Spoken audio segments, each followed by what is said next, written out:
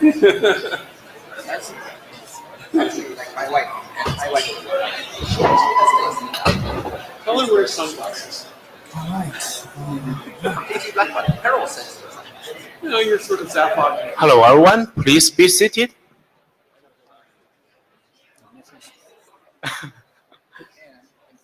Either go big or go home.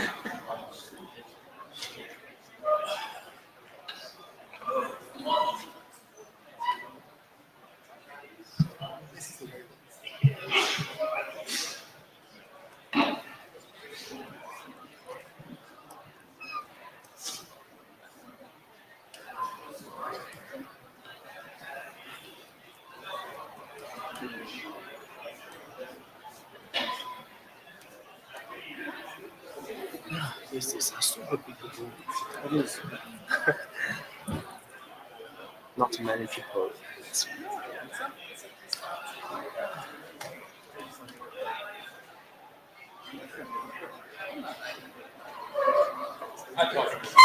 do you think we can start? Yeah, I would say keep going because if we don't, we're going to run out of time. We've got Yeah. a lot of content. Hello, everyone. We are going to start. Please be seated. Okay.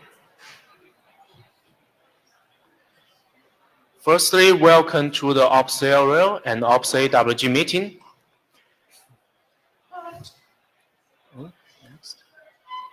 No? Oh, it's not. Okay. The note well, please make sure you understand those important legal issues. Basically, all your contributions to IETF need to follow the rules. And next, oh, it doesn't.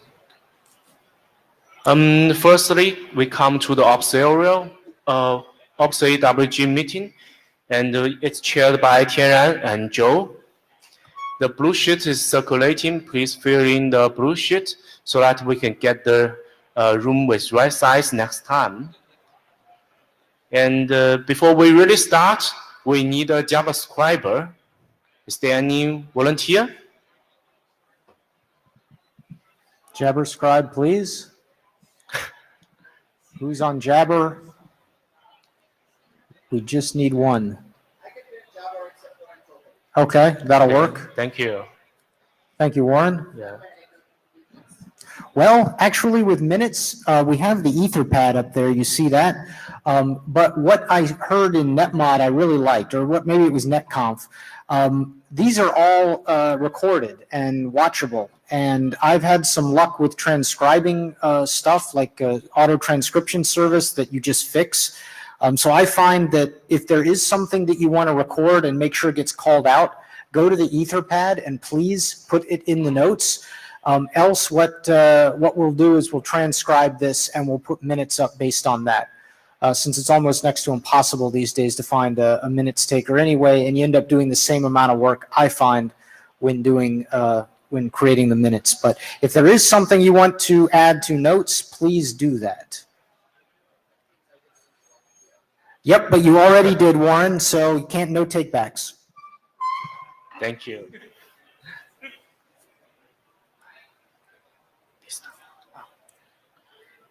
The working group status. Since last meeting, we published 2 RFCs from this working group. Congratulations to the authors and contributors. And please keep contributing to this working group. Now we have 3 working group documents. Firstly, the IPFix BGP community document.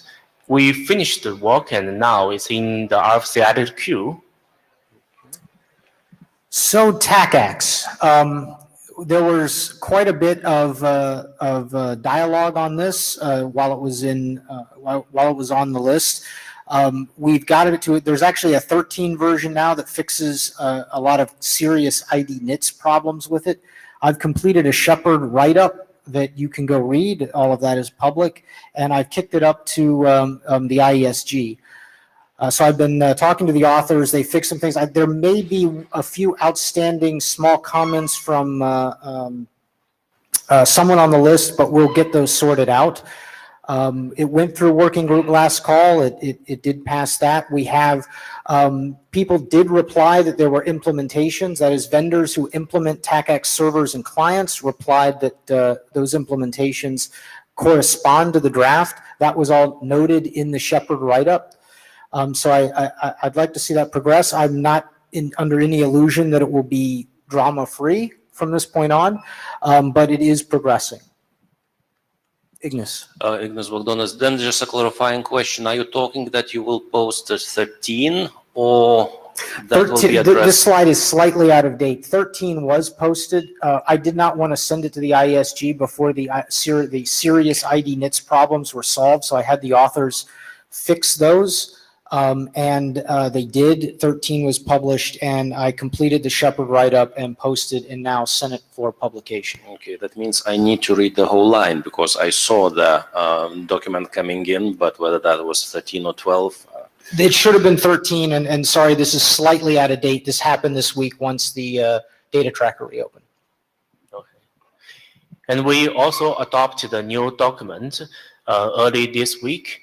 It's about the network telemetry framework. It's about the hot topic in industry and IETF. And later, the author will introduce the latest revision and conclude the comments from the adoption call.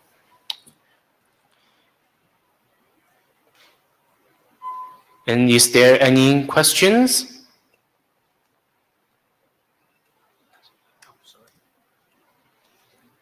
Okay, then let's start the agenda. Just real quick, any bashing of that agenda? No, great, fantastic. Okay, the first one.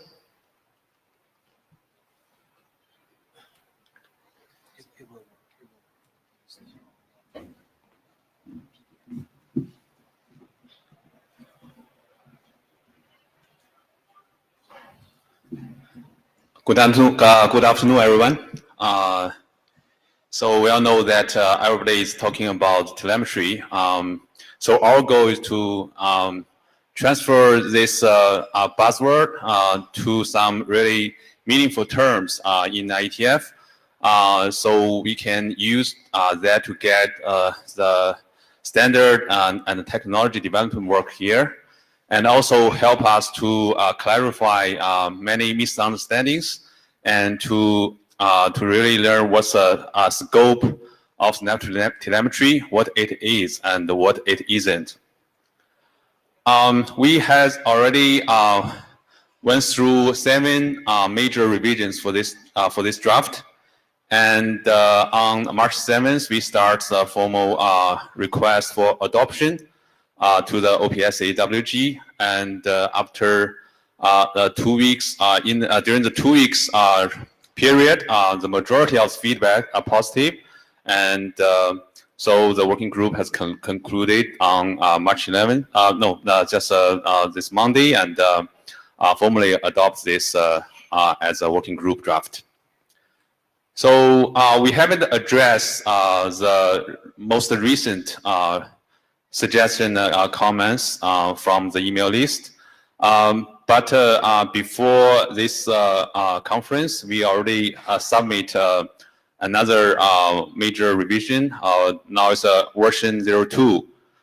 In this revision, basically we clarify the definition of the network telemetry, and also we move the technical review and survey to the appendix, because most of this technology and protocol covered are still in the draft state and not mature enough.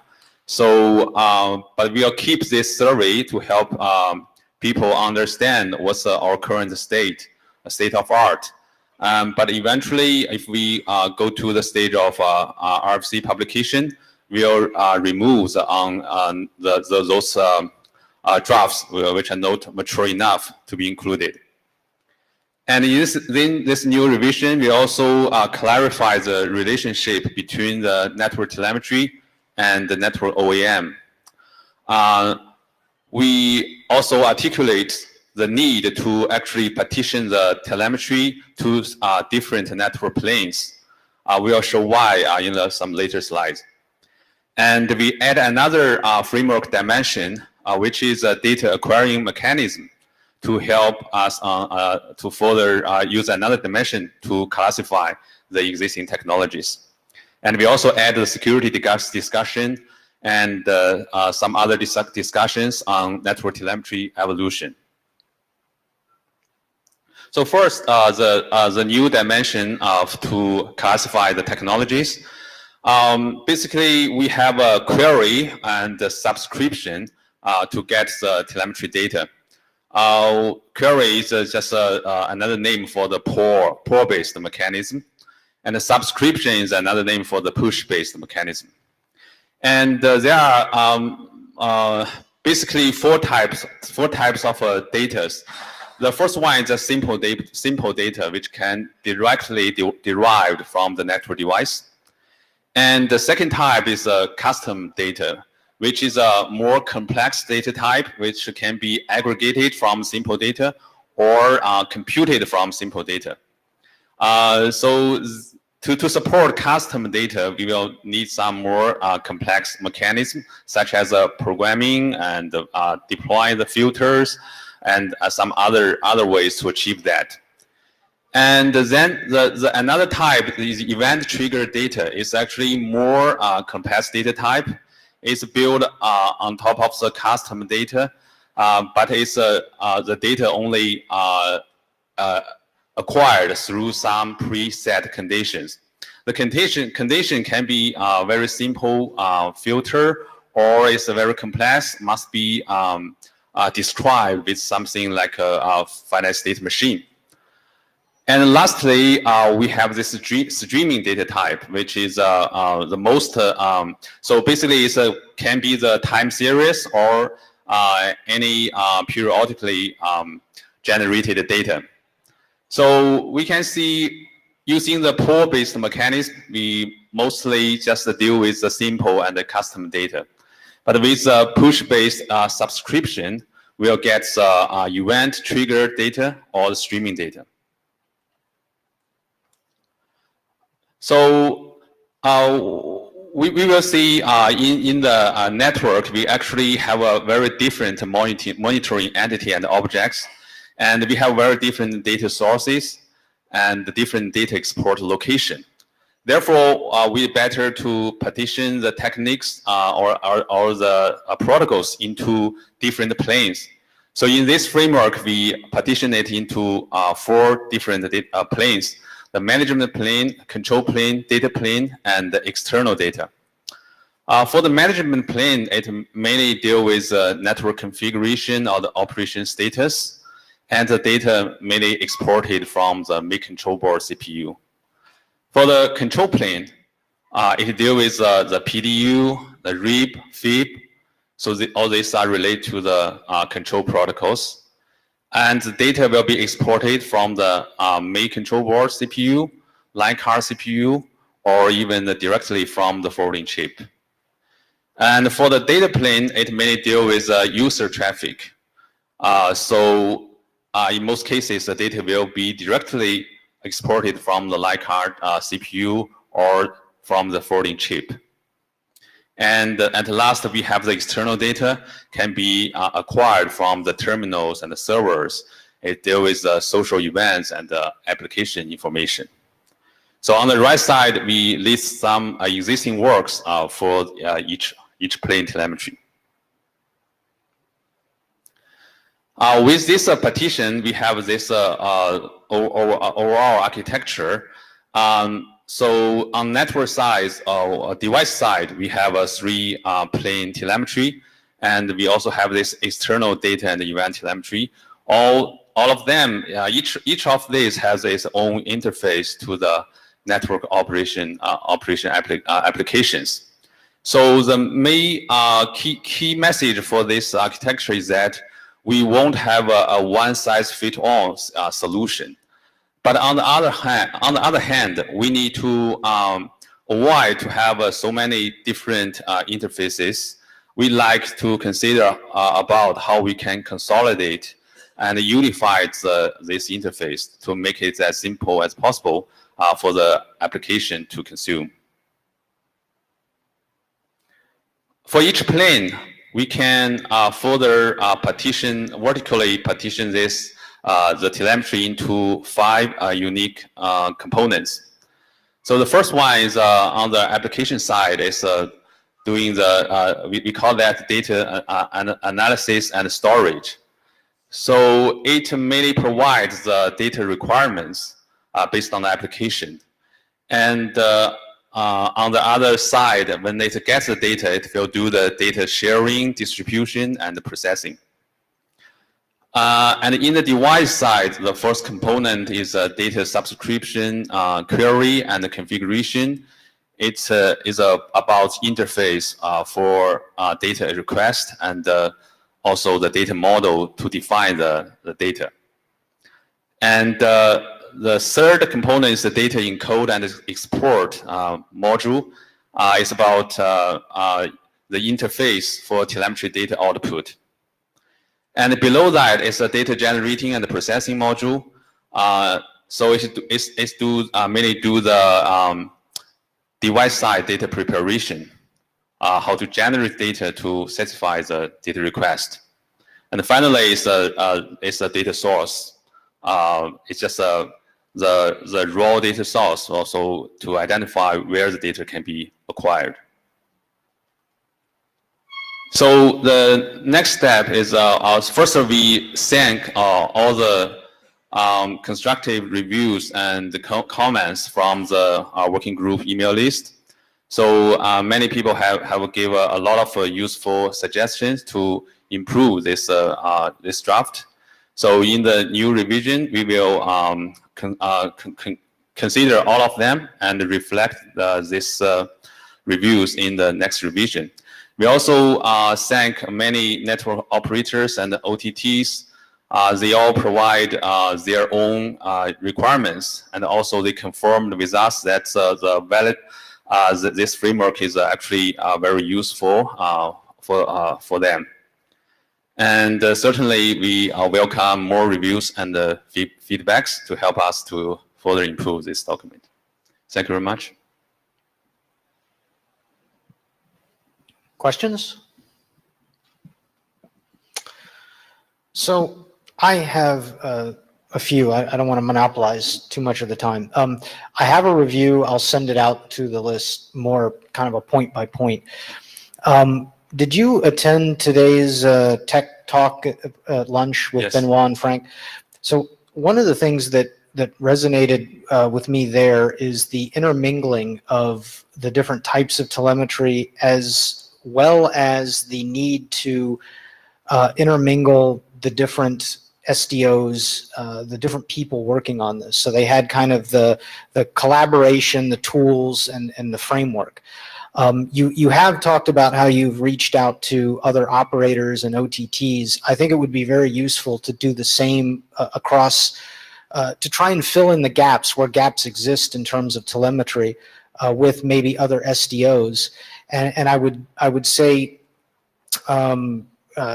that overall, and really try to figure out, like there are a few things in the draft where I think things just don't feel cohesive. Like you had that external box on your slide, and then you were also in the draft or in the document talking about environmental as a feed into that. And I would think that would be very core.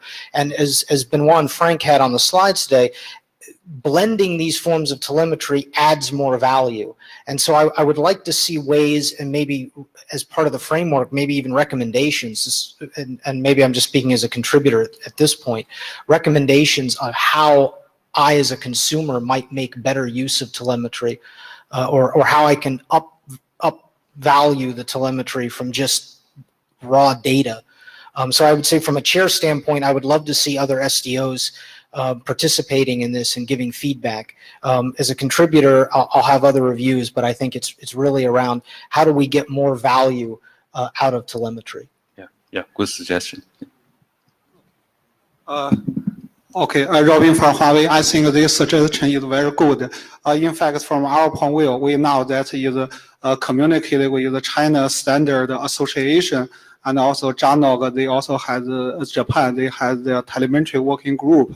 So we also have this one. We also try to join this ONAG to discuss this one. We try to collect the more information, and later I would like to share this in community. Okay, thank you. Great. Next, I think. Nothing else? Thank you Right, much. thank you. And please, this is now a working group document. Please read this, comment on the list. Like I said, I would love to see more feedback on this in general, and I will. I'll put my money where my mouth is, and I'll post a review very soon. Next up, we have Mr. Kumari. You.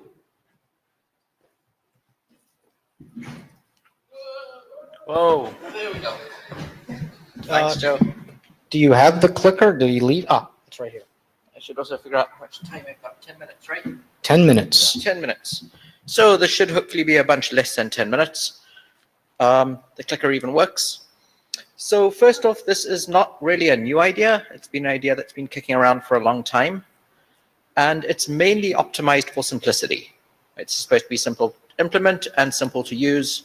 It's not supposed to be the sort of shiny whiz-all, solves all problems thing. It's supposed to be a tactical solution. Also, I'm using the Cisco auto install type feature just in examples, largely because it's something that everybody's already familiar with. Everybody knows it. This works with anything with a config, but again, using the Cisco auto config example throughout. Once again, it doesn't solve all use cases, just a common one. So what do I actually want this for? I would like to be able to buy a device and ship it off to an IXP or a POP or something, and have somebody there just plug it in, connect it to my network, and have it boot, get its config, and start working. What I don't want to have to do, I don't want to have to ship a person there. I don't want to have to ship a thumb drive. I don't want to have to ship my config to the vendor and have them put it on the device and then ship the device. I would like to have smart hands plug it in, connect it to the network, and have it just work.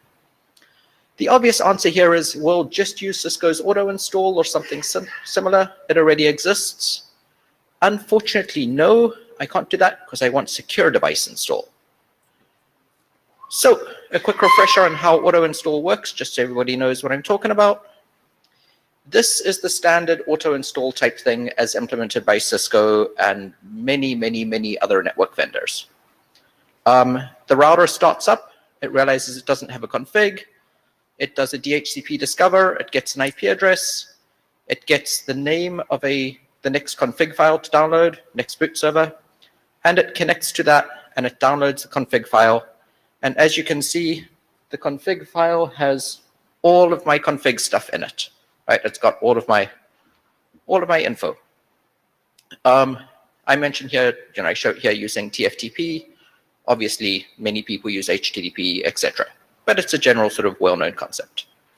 So what's the issue with this? Well, an attacker can also come along, plug in, get an IP address via DHCP, learn what config file to download, grab the config file, suck it down and install it. And it contains my SNMP community and my TACAX key and my firewall config and all of that sort of stuff. That makes the attacker happy and it makes me sad. So what's the actual idea in this document?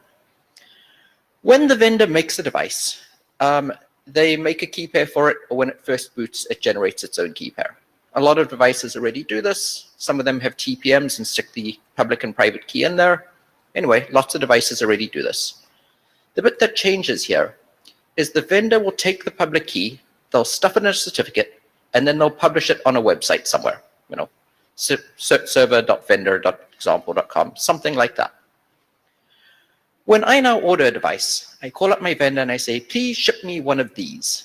And they say, sure, give me your money. I give them my money and they say, we're shipping you serial number 1234. Or in this example, 4217. I take that serial number and then I go and fetch that certificate from their web server. This is just a web server somewhere. Anyone can go off and fetch that certificate. It's got a public key in it. It's a certificate. Anyone can grab it. What I do is I encrypt my config file to the key that's in the certificate. And then I just follow the normal auto install type stuff. I stick it on my TFTP server, FTP server, whatever. When the device boots, it does the normal sort of standard boot system. It realizes it doesn't have a config file. It goes off and downloads this config file. When it does that, it notices that the config file is basically just filled with garbage, right? It's a big blob of encrypted stuff. It has a look, it says, this doesn't look like a config file. And so it decrypts it with its private key. Only this device has its private key, so only it can decrypt it. And then it just carries on booting as normal. Here's the example again. The only thing that's changed here is the config file, is the stuff in red. The config file is now an encrypted config file. When the device downloads it, it figures out this doesn't look like a config, and it decrypts it and boots it. The attacker obviously can do the same thing. He can go off and grab the config file. He does not have the private key though, and so he can't do anything useful with it, other than kind of guess how big my config file is, which I don't really care about. This makes me happy, and it makes the attacker sad. So, some sort of obvious questions. Why not do draft IETF netconf zero touch? Honestly, netconf zero touch is better. However, it's a fairly heavyweight process, or a heavier weight process. It needs devices which actually understand netconf. It's going to be a while before that comes about. This is a simple, easy, tactical solution in the meantime, or at least I think it is. Why not Anima ACP and Bursky? That's even more complex, and it's going to be a long time before that happens. It also sort of involves changing the paradigm of how I run my network. Might be cool, long way out. All of the vendors, I'm sure, are saying, just buy my shiny new product, it'll do all this for you. Sorry, no, I don't want your shiny new product. It means I'll have to figure out how to integrate it and probably pay you for it. Another question I've heard, why not use the 802.1 AR IDEV ID? For those who don't know the 802.1 AR stuff, it's a new thing which allows the device to authenticate itself to the network. It's really cool. If your device has this and you have access to the certificate, you can just use that certificate. I mean, it's already generated security. In many cases, the device can't actually access the certificate, separate subject. Another question I hear many times is, once I've used this, can I delete the certificate or replace it with my own? I think that's an implementation decision. Personally, I wouldn't bother doing that. That way, if I ever sort of sell the device to someone, they can just reuse this to bootstrap. But implementation choice, whatever. And then the other obvious one is, I don't actually put my config file on the TFTP server or FTP server or whatever. I put a little proto config on, and then I SSH in and update it to the real one. Yay, that's a really good idea. You should do that. You can use this to download the proto config, and now you have 2 layers of security. Is this actually simple? I think so. Here's a quick example done in, using OpenSSL. Make a config file or grab the certificate, make the config file, encrypt the config file. It ends up, does the laser pointer work? Yep, it ends up over there. You just stick that on your TFTP server, FTP server, whatever, and now you can use the auto boot stuff. And questions, because I'm sure we're running low on time. Basically, do people think this is worth doing, not worth the trouble?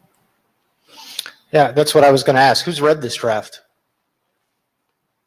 Very few. Who think it's the best thing ever? Yeah, I liked it a lot. More people who've as a read contributor. it. Tim. So Tim Karinoki, I just have a question. I have no issue with what you're saying here. I'm just curious, why does this need standardization? It doesn't that much. I want vendors to do it. There's not a huge amount that requires standardization here. So, is this an informational RFC or? Yeah, it was written as an informational. Okay, all right. I'm just curious because I'm like going, okay, yeah. Yeah. I don't know what's like an obvious easy thing. Yeah, it seems reasonable. Yep, definitely informational, and I think it's useful for people to do it. Or BCP. We can fight about that later. Yeah, or BCP, whatever. Okay. Okay. The corollary then is, what have you tested this on?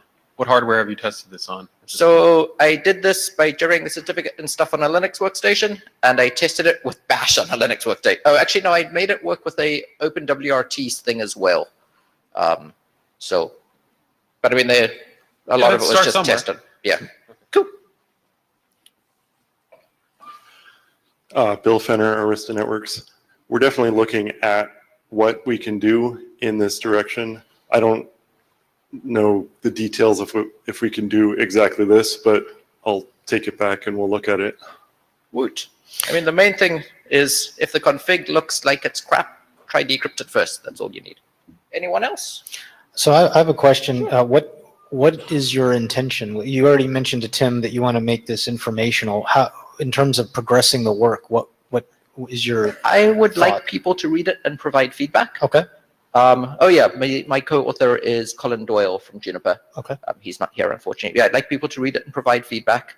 And then if people think it's interesting and worthwhile, possibly adopted by OPSAWG, that would be nice. But So hello. Another question, Warren. Or that wasn't a question before. This is a question. What do you think about SSL and authenticating the server that you're downloading from? I mean, not TFTP, but if you're using HTTPS there. Get it from any way that you can get the config file, sure.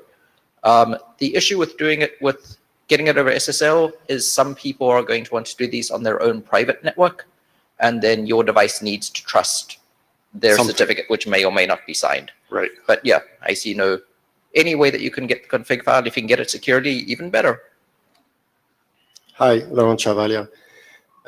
In one of the first slides, you mentioned other options such as Netcom and Anima, yes. Brusky and Citrus Bootstrap. You mentioned it's too complex, which I might agree with you, but my recollection is that in Anima, they made quite, they look at different options before starting the work, and I think when the solution they come with is to cover different cases. And are you not oversimplifying some of the steps? That's why they came up with a more complex solution. And in your diagram, for instance, you fetch something from a server, but I think in Brusky it's covered that, you can impersonate the server also, which in your case might make the attacker happy again. So yeah, what Anima is trying to do is a much, much, much, much, much larger thing, right? They're trying to build an entire intent-based system, which requires a whole new control plane. This, I think, is simpler because it just does a tiny, small, narrow use case. And yes, that's true. An attacker who could sit over there and pretend to be my TFTP server, or wherever I fetch it from, could in fact serve me a bad config file. All that's happened then is the attacker has managed to put his config on my device, and he's stolen my device for all intents and purposes. My particular use case is mainly something like a POP or an internet exchange, where my main concern is smart hands basically stealing my config. I'm shipping the device to them. If they want to steal the router, they could put it in their truck and drive off with it. So yeah, a very different use case. Anima and Netcom for much larger solutions. This is just targeted tactical thing. Hello, Luis Contreras from Telefónica. One of the cases that I was considering when you were presenting this, and I think that you have answered partially to that now, is one of the things that we are facing is that overall in the outdoor equipment in some countries, we suffer that the equipment is stolen. So probably this mechanism could help somehow to also to ensure that the equipment is somehow used by another party, let's say, that is not the proper owner of this, could not work. Yeah. So Yeah, I think it would help with that as well, but I'll need to think about that some more. Okay, so I would like to talk to you to see if this could be extended to that extent. Yeah, in that case, ideally, I think you'd probably want to combine this with 802.1r if your device supports it. Very few do at the moment, I think. But yeah, we should chat more. Okay, thank you. And is that an Elliot? Hi, Warren. So if I understand correctly, there's a moment in time where essentially you have a private key that can be TFTP'd. Is that correct? No. Then I misunderstand. Nope, So, no worries. so just time-wise, this might be best to go to the list. We are running over. If this is going to be a detailed back and forth, it might be Okay. worth taking that to the list, Elliot. Okay. Thank you. Okay, next.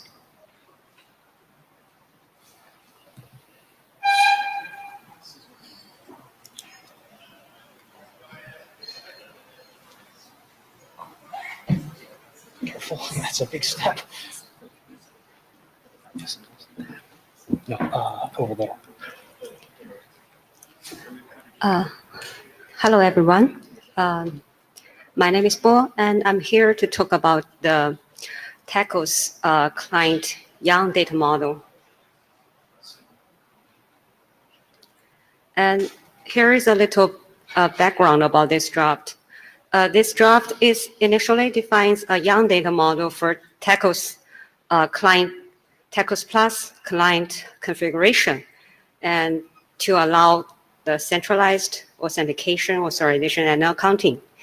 And in a last IETF meeting, we received the comment from the working group that the original system AAA model is also need to be extended to make the device management AAA complete, and therefore can support the full functionality of TACOS. So here are all the updates since last IETF meeting. Firstly, we changed this TACOS young structure to align with Radius client configuration. And secondly, we extend system user authentication to make the TACOS authentication method to be enabled on the system. And thirdly, we add the system user authorization and accounting method to support additional device management triple configuration. And so on the left-hand side, this is the original IETF system device management AAA related configuration part. And the right-hand side will be our intended to be intended configuration. That's the red highlighted blocks will be the extended configuration. That will be TACOS client and also authorization and accounting. And so this is overall TACOS client configuration and also the system AAA model looks like after the updates. And since we received a comment from Alan that he thinks right now the system AAA part module could be TACOS client specific. So we think the system AAA extension could be maybe like be spaced out to be a separate draft. So that's an open issue for, we like to hear from the working groups comments about this.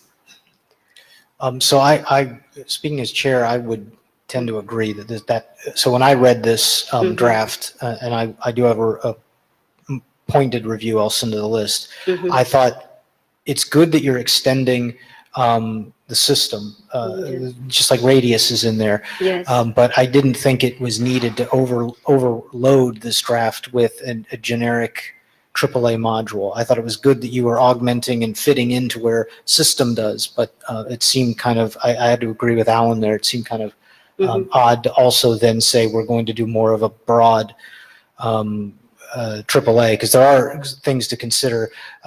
Some of Alan's comments were network level authentication versus device administration. Yes. So I would agree that work should be broken out and perhaps moved more into more of a security. Security. Maybe just to get the right eyes to look at that. But certainly from what you were doing with TACX, I thought that looked right to me. Okay. So our next step will be, we like to hear more comments from the working group, and we hope there are more comments about whether is this useful. And so I think it's this draft fit the working group well. So we would like to ask for the working group adoption. Who's read this draft or this document? Number of people. Number of people. I honestly, with the AAA in there, I don't think this revision is ready for adoption. Yes. I would like to see if you read this and you think it's sufficient. To the working group, you think it's sufficient to configure TACX based on how you are using TACX for device administration, it would be good to send your comments to the list to make sure that it's covered correctly. I think ultimately you're right, it does fit. We're trying to get TACX as it's implemented, documented in this working group. But I think we need to be very specific about what this document is trying to do. Yeah. Are there any questions or comments here on this for those who have read it? Okay, thank you. Thank you. Can I have another one. Oh, I'm sorry. Okay. That's yes. right. You have the next presentation. Yes. Sorry. Okay. It's been a long week. I'm also in the NOC, so it's been a long 2 weeks, I guess. Okay.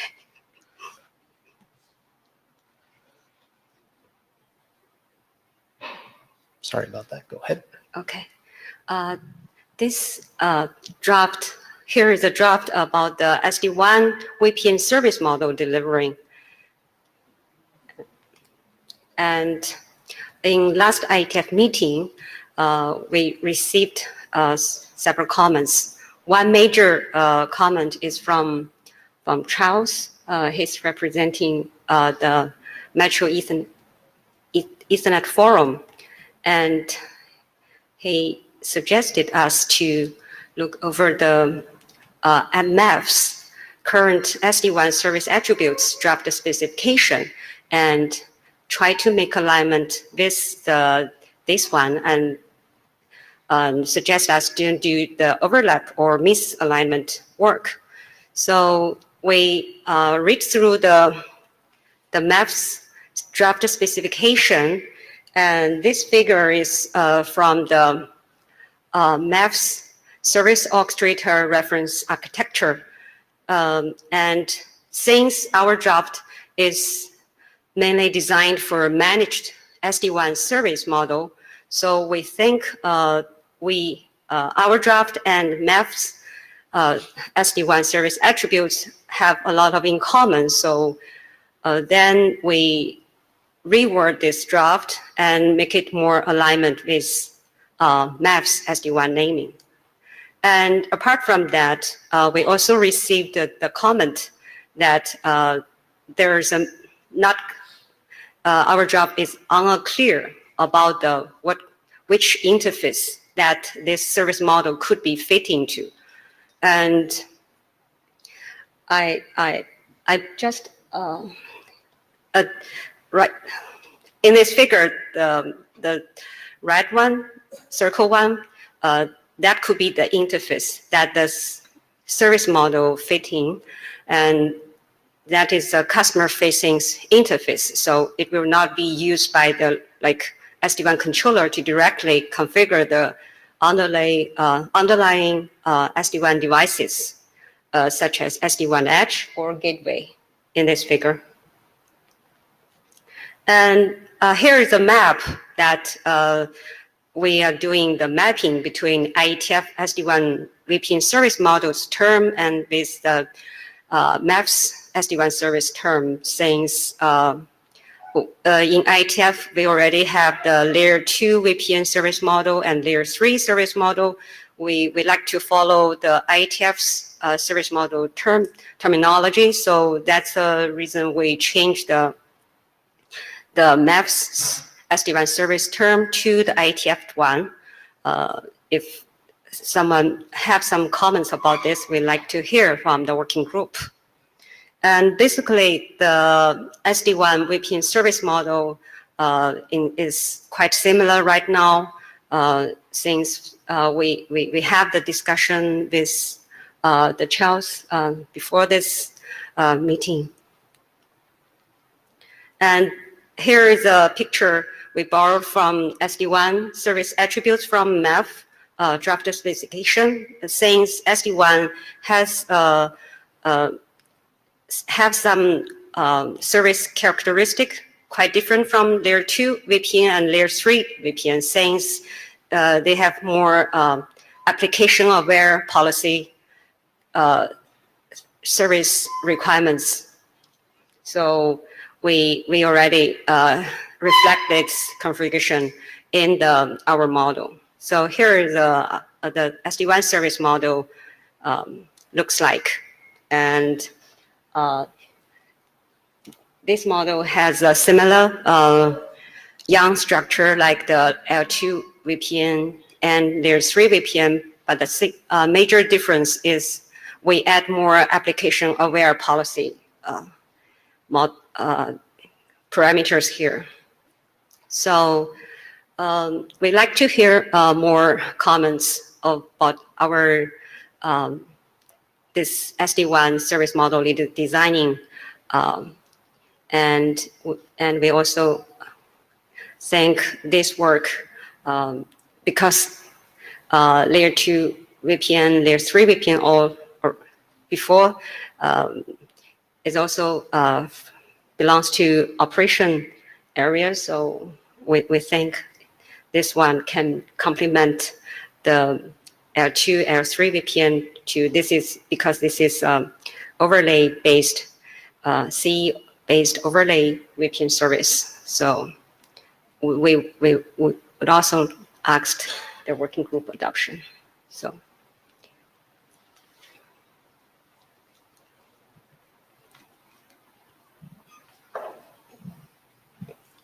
Okay, excuse me, Charles Eckel, and I did read the draft, and we discussed the terms, and I've been active. Actually, I co-chair the activity group in MEF that's working on SD-WAN, and so I think that the timing is fantastic because the work in MEF is ongoing. The work here is also going on. So I think there's really opportunity for us to align this. And so I really am very supportive of this effort.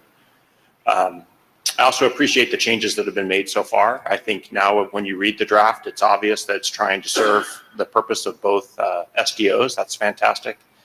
I do think we have a bit more work to do in that in MEF, the whole the focus on applications and their flows is very prevalent. Now it's prevalent in the models, but it doesn't really come across in the abstract or the introductory text of the draft. So I think that should be worked on. Okay. But I think we've made great progress on aligning the terminology, and I think we can continue to align it so that it fits both groups. So yeah, I think it's good work. Thanks for bringing it here. Okay, thank you. So Tim Karinoki, I do have a question. So Okay. it sounds like the MEF that isn't proceeding with the data model in this area, is that Yes. is that accurate? I'm sorry, I didn't know if you both are building data models that will have a showdown at the end here. Yeah, which ones? Actually, so in MEF we had some, I think, attempts at building a data model for SD-WAN, just kind of to sanity check what we were defining to kind of see if it was complete. But I'd say the consensus within MEF is that the right place to define this Yang model would be the IETF. Cool. And so we'd really love to work with the IETF there. Thank you. Who else has read this this document? Quite About the same, maybe a little more than the TACAX draft. So it sounds to me, given that Charles was the one who spoke up, that maybe this is good. This is proceeding in the right direction. I haven't seen a lot of on-list comments around this. Maybe I missed some of them. Okay. I would like to see more before we call for adoption. It sounds like there might be some more work to be done. But it sounds like maybe this is the right place, and this work could. I like obviously the interaction between the SDOs there. I have a question. It seems there's a similar work in RTG-WG, right? There's seems another SD-WAN related YAM model. Yes, What's actually. the difference? So I have two questions. One is what's the difference? And the second is why these two models are posted to two different working groups. Okay, here's our thought, because in last IETF, our AD Ignace gave us the comment because he thought that ONAC has the SD-WAN expertise to define the SD-WAN requirements, because that's an enterprise community so they have real SD-WAN requirements. So we reach out to the Steve Wood. He's representing the ONAC OSE, that's Open Service, Open SD-WAN Exchange working group. And actually, he made clear to me that to us that ONAC is only focused on enterprise-owned network, and our work is mainly about the managed service, SD-WAN service. That's from that the SD-WAN service is provided by service provider. So that's the main difference of these two work. But there and ONAC is also don't want to touch the single domain SD-WAN service configuration, because he thinks that's domain specific SD-WAN controllers work, and they just want to focus on the inter-domain configuration. So, and the reason that service model is proposing RTG-WG, since Steve feel that's the working group he's in, I think, 102 meeting, he made the presentation there, and the working group chair, the Jeff, welcomed him to propose the draft there. So that's the background of this, the work. So. Doug Montgomery. So I thought the synergy between this effort and MEF sounded wonderful. Okay. What I'm wondering is there actually a joint commitment there to keep these things in lockstep, that if we propose adding something to this Yang model, we would expect the MEF service model to change accordingly? Or was this just sort of an opportunistic one-time meeting? Yeah, actually, I forgot this as an open issue, because I think it's a quite good question.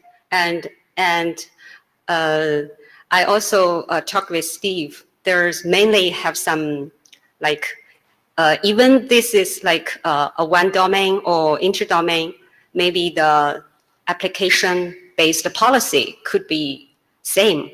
So in that way, some part of the work may need to be aligned together and be.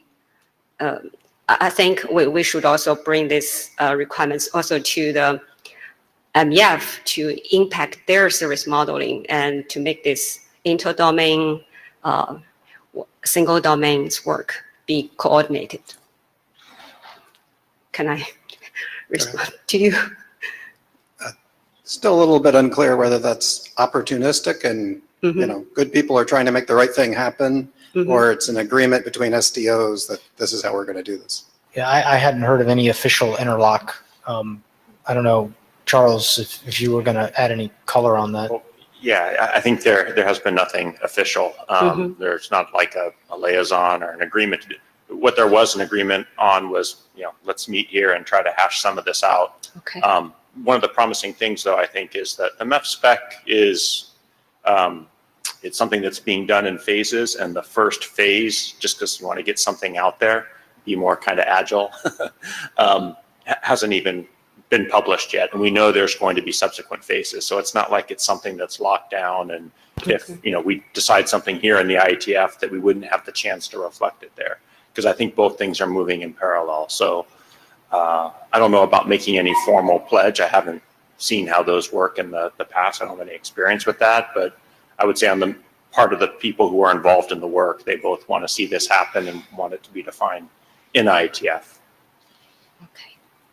We can work on that. Okay. Ignas Bagdonas. So one general comment. Yes, you described the situation pretty well on why this ended up in different working groups and why there's such a split. And I think that is probably the practical way forward. However, there's one concern with this. Now we have multiple groups, multiple interested groups trying to define a model for something which seems to be one common area. And it's a big question whether those solutions will eventually be, would use what, comparable or compatible. To me, there's no fundamental difference from a connectivity perspective whether we are talking about enterprise or the service provider. The line is quite blurred. Yes, there are different requirements for that. Okay. And maybe trying to separate that so strictly is not the right way forward. I don't have an answer for that as such. And all of this is more in a form of experimentation. So we have at least two other external entities which bring in requirements from their side. And as the, say, technology domain expertise is here in IETF, this is why this work is being done here. Yeah, maybe, so Charles Eckel, one more thought that may be helpful here. If you look at the way these two different services are being defined, the one in the service provider space, and the other in more in enterprise. On the service provider, it's very important that while sure we know that underneath there are these underlay networks, the way the service is being described, it's from the point of view of the customer to the service provider. The customer is not going to do anything with the underlays, going to have really no insights to how the service provider is utilizing those. So it's a very high level interface where all the customer sees is the overlay and describes what they want it to do. I'm not that familiar with what's being defined in ONUG, but if you think about an ONUG, it's the customer operating the entire service, and I think it'd be absolutely necessary for them to understand the underlays and how to use them in order to do this.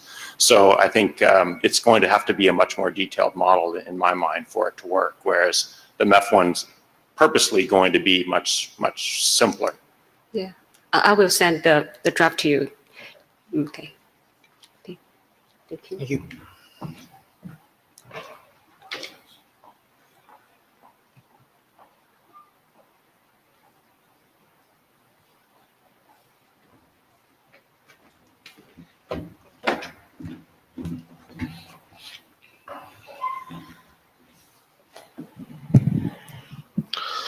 Hi.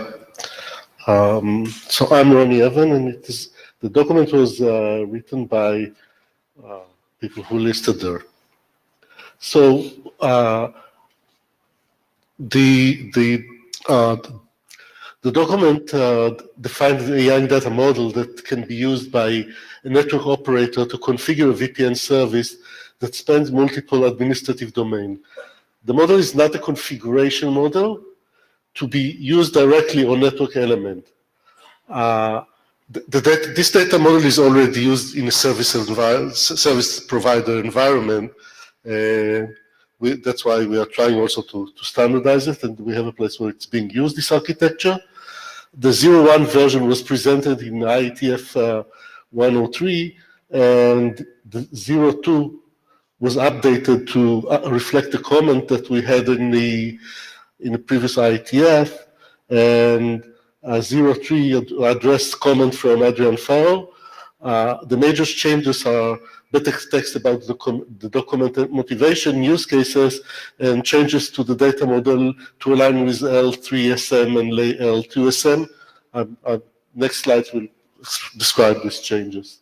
So about the service, one issue was how is the service model usage, and we see two ways by which it is being used. One way is the independent model, in which case it's the network orchestration uses the composed VPN model and translate it to segment VPN for each administrative domain. So in terms of the customer facing, in this case, he may use L3SM or L2SM, but the service orchestration, the network orchestration will build the composed VPN information model. The other way is to have it used by the customer facing model as input to service orchestration layer that will translate to the composed VPN model. It's the other way around, which I described. The first one is okay. The major changes, other major changes, is that we emphasize that it is being used as a single service provider whose network is divided to multiple administrative domains. It may be used by multiple service providers based on peering agreement, but the current usage that we have is one service provider that has different administrative domain. He has a metro network and a core network, and they are managed different. Each one is its own administrative domain. And the requirement is for a single service orchestration. Now, a composed VPN can be classified into three categories based on the domain-specific VPN types. The interworking option may vary depending on the interdomain technology, such as IP or MPLS forwarding. So the composed VPN can be composed out of one domain is layer 2 VPN, a second domain in the middle is a layer 2 VPN, and another domain layer 3 VPN. Of course, there can be multiple domains in the middle. The interworking option is option A. And the other options are described here. It's like if the middle is all layer 3, then it is option A, B, and C. And if it's all L2 VPN, again, it can be used in option A, B, and C. We updated the data model to be in line with the layer 3 SM and layer 2 SM, and added the security and cross support based on the interworking option. And we took it out so it would be similar to the ones that we have in L3SM and L2SM. So these are the major changes we had from the previous version of the document. Any questions, comments? People read this? Who's read this draft? A few, a couple, well, a few. Any comments to the mic? So what, you didn't have any next steps. What are your... I have a next slide. I mean, since we already, like I said, we already had some service provider, and one of them is a co-author of this document, so we wanted to move it forward, this work. Any comments? For me, I think we probably want to see some more comments on list, because I don't think enough people here in the room have read it to say if it's ready for adoption at this point.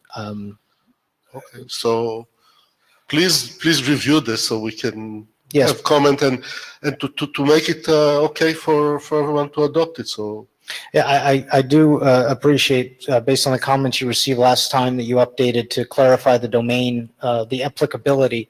I know that was a serious concern that this was talking about multiple service providers in a way that probably wouldn't be implementable. But I would like to see what, especially operators, to weigh in to say that this is valuable, because I think seeing that interest would say that this work is something that the working group proceed. In general, for those of you who have read it, who thinks that this work is valuable? And so I, again, would like to see, we didn't see many hands go up there, so I would like to see more input on the list. Okay, this Robin from Huawei, because this is related with the VPN, so my suggestion is better that you can send this publish to the this the best working group or propose this in the RTD WG for the presentation. It can trigger more discussion, solicit more comments. Okay. Because I think there maybe has a better expertise on this one.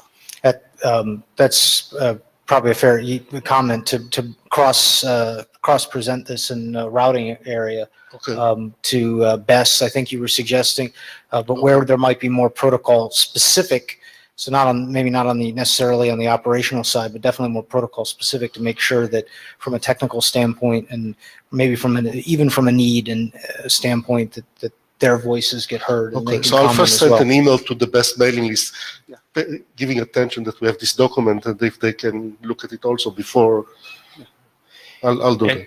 And one additional question. If I recall right, Bess already have many VPN models, yes. Right?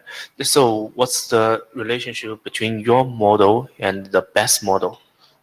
This model is specific for a composed VPN that is composed of multiple segmented VPN. But you also have the segment VPN, right?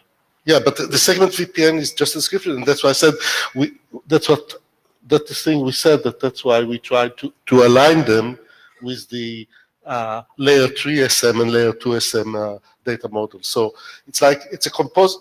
The way I didn't try to describe the architecture, but basically we have a composed VPN that's composed from segment VPN, and each segment VPN can be a layer 3 or a layer 2.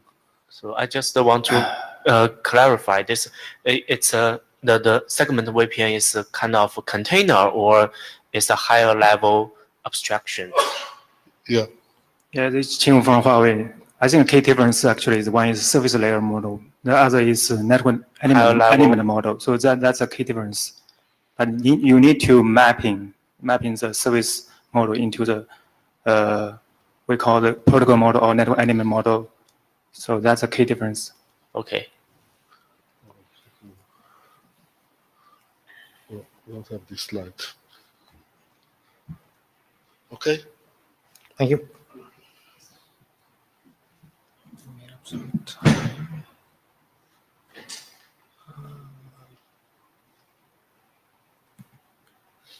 So I think that's Chin.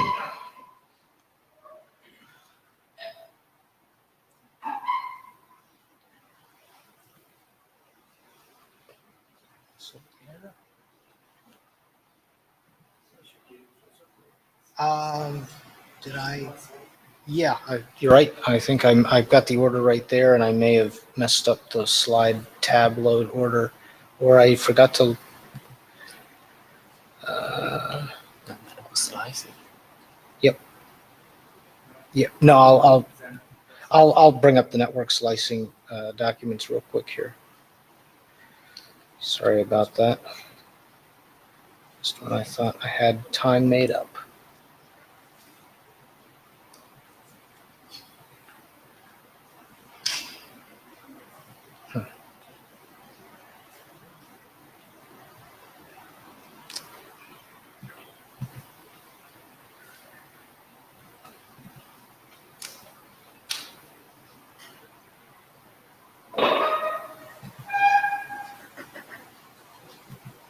I apologize, Sunsuke.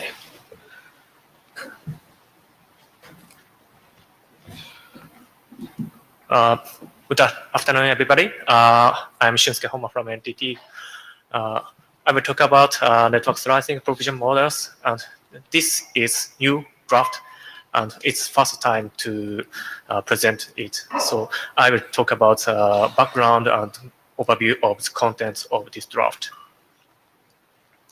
Noted that this draft is independent one because network slices will related to several layers not only operation but also data plane. So it's independent drafts. Okay. So as you know, network slicing is a hot topic, and several SDO are discussing. So there are several factors. For example, diversity of devices and services with communication, or improvement network flexibility provided by network virtualization technologies such as NFV and SDN. Also, network slicing is a fundamental concept of 5G, and 5G will be launched soon. So in 5G, ITU and 3GPP defined the 3 types communications as features of 5G, EMBB, MTC, and URLC.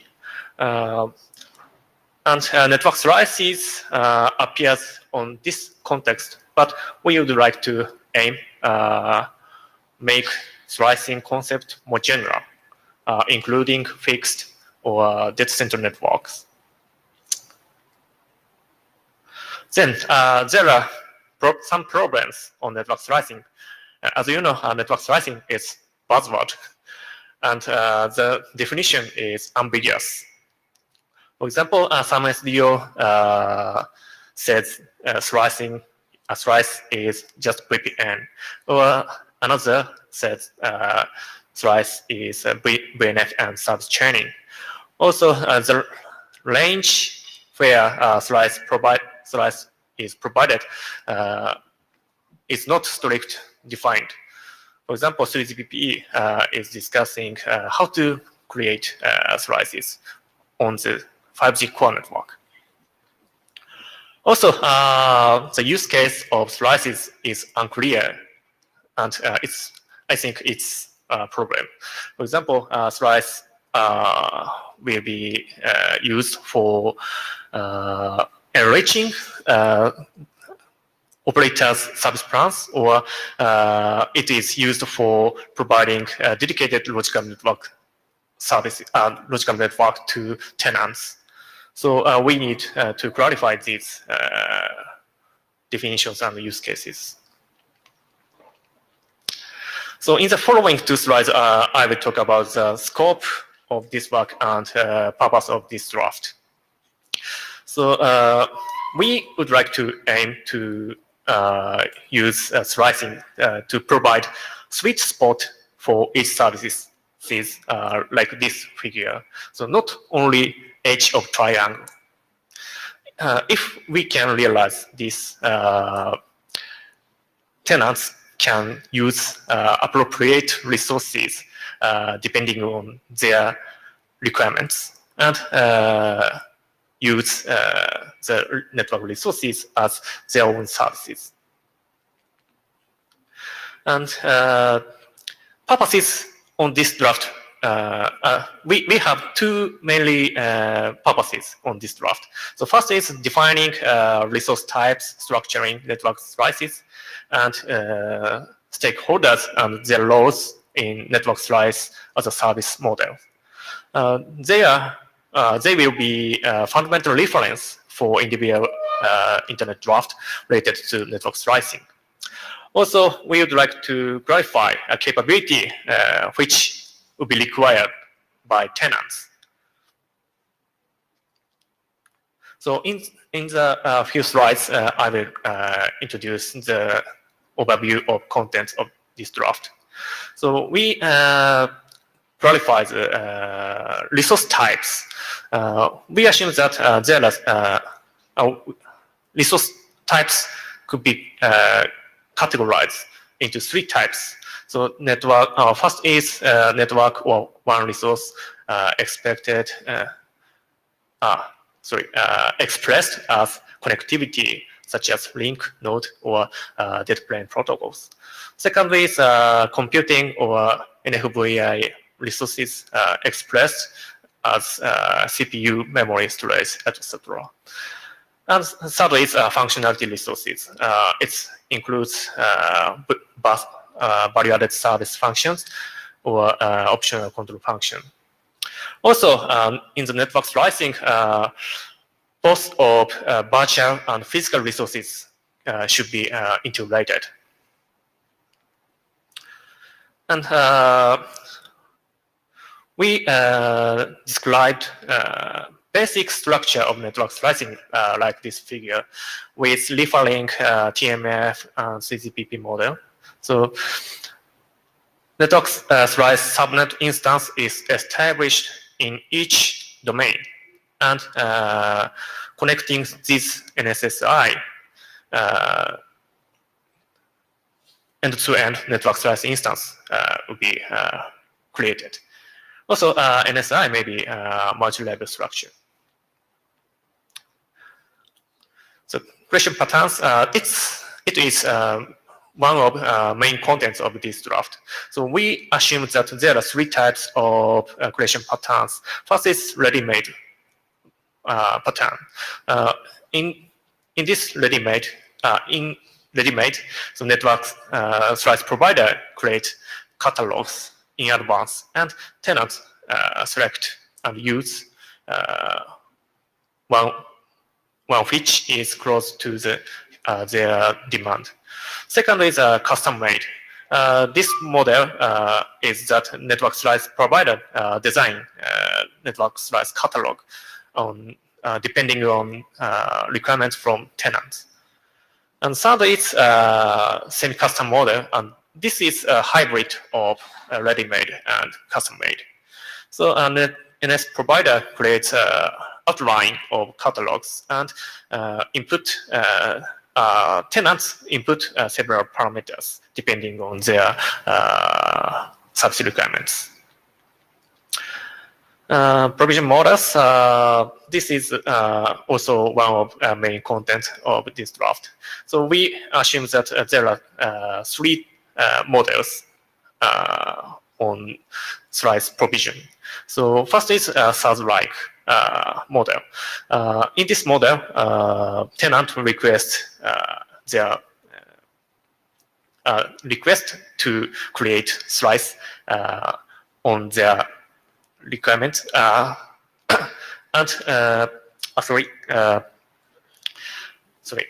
in this model, tenant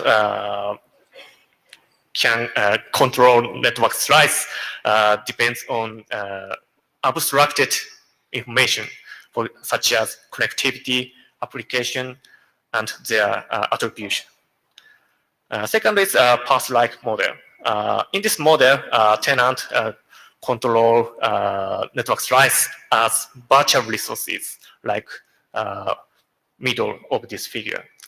And third is IaaS-like model. In this model, tenants can control infrastructure resources directly.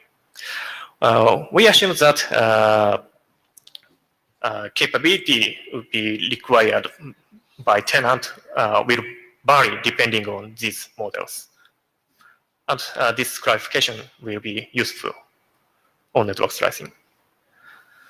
So lastly, I will talk about next steps on this draft. So this is new draft.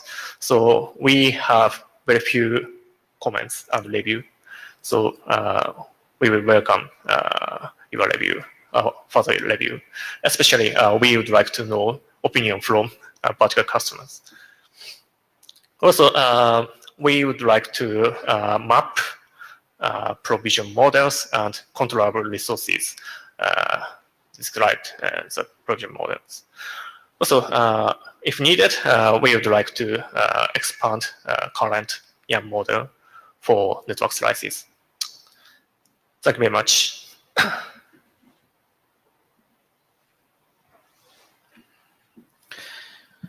Questions? So I have one. This is an interesting read. Where else have you presented this? I mean, I'm not certain that, I could be wrong, I'm not certain that Ops Area Working Group, that people in here have, just like some of the other models, have some of the domain experience you need, especially since where you're looking for feedback and review. Where else have you, or where else are you considering presenting this to get more eyes, more people looking at this, more comments? Are you, for example, like 3GPP? I mean, what? Yeah. I don't want to create a different definition from 3GPP or other SEO. So we need a unified definition. Sure. Have you been talking to? Yeah. Okay. Question at the mic? Yeah, Liang from China Mobile. I'm glad that you bring this back to IETF again, but I'm not sure if you know that all of these has been discussed 2 years ago in Prague and also more recently in London. I'm just confused. So confused because, you know, if you're doing the information model, then there is a draft on the, maybe it's expired or something, but you can find it. And, and the definition there, if you look at the BOF, last BOF, the comms BOF, everything on there. Yeah. I'm also proponent of comms, so I think the problem was definition will vary for each proponent. So we need to clarify the complete definition which required for slicing. So we made this draft. So if you have any opinions, so please let us know. So this draft is named with models. So what's it relationship? What's it relates to model? It's an information model or provide a data model? No, it's different. So why it's named with model? This model means like patterns. If I may try to clarify, Laurent Chavalia, I'm co-author of the draft.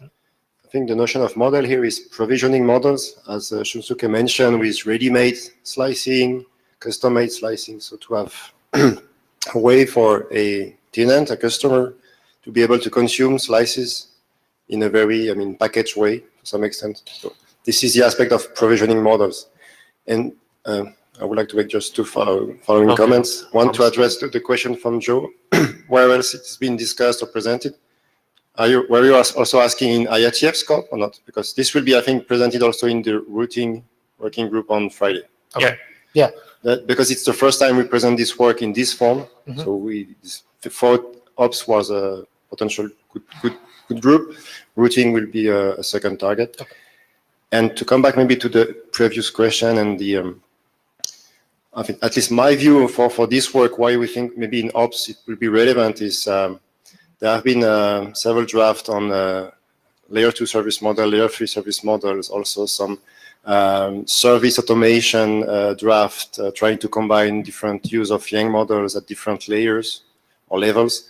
I think this is a bit in the same spirit, trying to come with a request, customer, how they want like to consume a service or a slice, package as a service, and what will be required in terms of how you bring the different things together at the different underlying levels. So a bit similar to L2, L3 service model, but like a slice service model to be consumed. This is my partial view, partial understanding, but maybe to put some thing in the discussion. Yeah. So again, Liang from China Mobile, just to remind you that the previous bout was held in ops area. I would like this work to be done in IETF, but we have a pre-conclusion that this is not the right work to do here.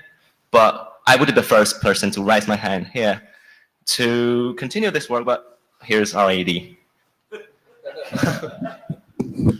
So it was Bogdanas. Which way should I face now? Because I would like to try to address the whole of the audience here. Yes, we had quite spectacular discussions about network slicing for many times, and the conclusion of the whole of the community was that this is not necessary. The initially formulated problem of network slicing was not a problem for IETF to solve. IETF has taken certain fragments of that, especially in a data plane.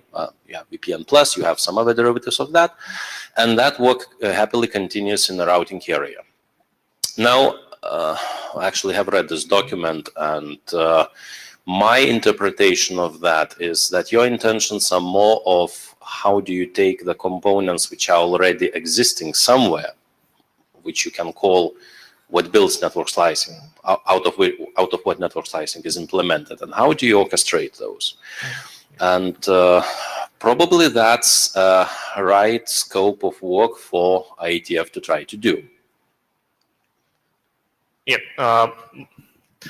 Does that answer your concern? Was it yes or no?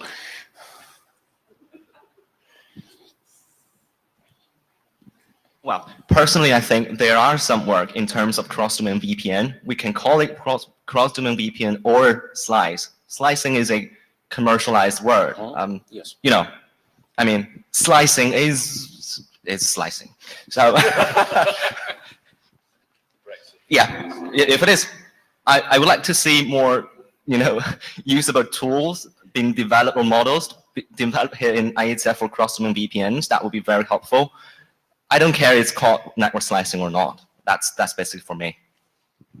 And I think we are in full agreement on this. Yes. Yeah.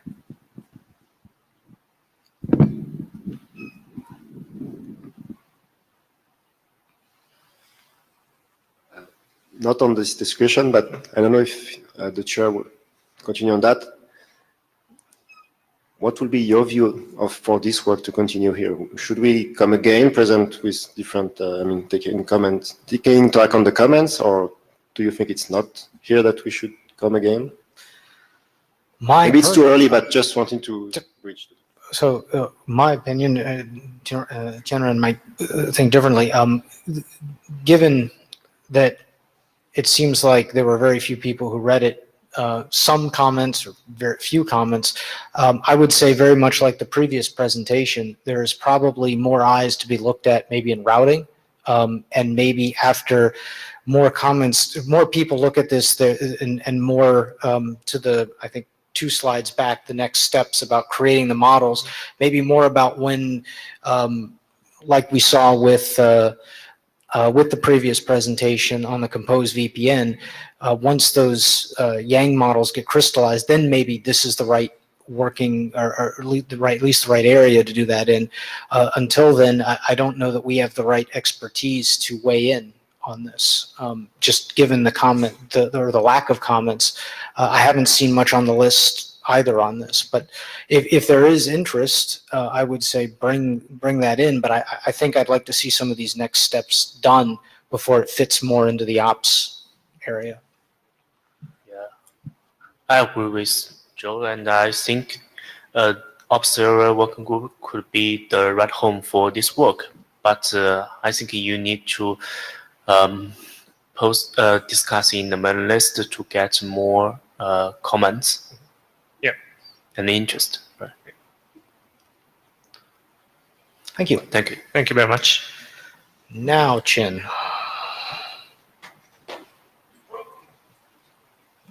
Nope. There. Oh, Hello. Good afternoon, everyone. This is Qing Wu from Huawei. I'm here actually to discuss a framework for automation, automated service and management with Yang. Actually, in lunch host speech, actually, we already hear the telemetry discussion, and it's more about actually bottom-up approach here. What I'd like to discuss is top-down service delivery with Yang. So it's more relevant to the host speaker discussion.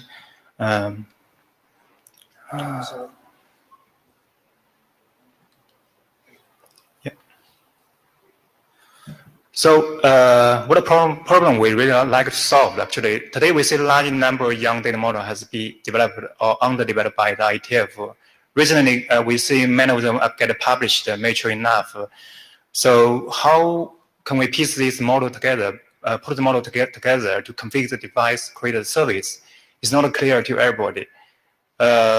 Secondly, when operator began to deploy some of the model, the big challenge faced by the operator is how do we select the IETF-defined model to fit their use cases? Currently, IETF-defined model actually are distributed in different protocol working groups. It's hard to keep track of the maturity of the IETF-defined model.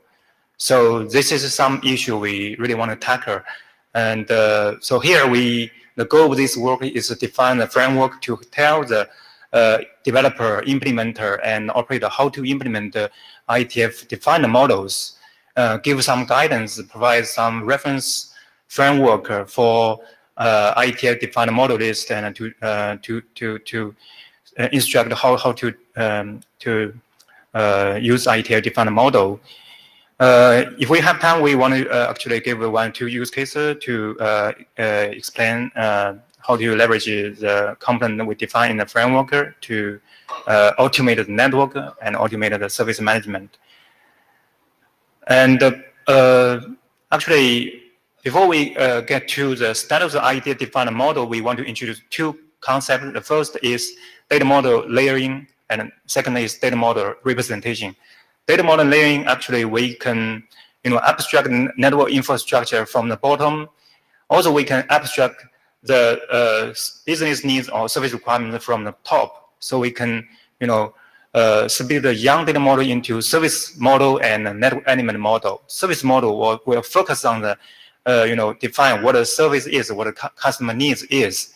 And for network element model, they can, can be used to get a network set up, program the network to realize the service. So, but here in this work, we really actually introduce another layer we call the network resource model. Typical example is network topology model or tunnel model. And to make analogy to explain the data model representation, we make an analogy to the house building process. Actually, for the customer, they order the house. Actually, they may order a house with 3 rooms, 1 living room, 1 bedroom, 1 kitchen. Actually, they may want to have a living room with 3 windows, and all of these requirements can be reflected into the house building blueprint.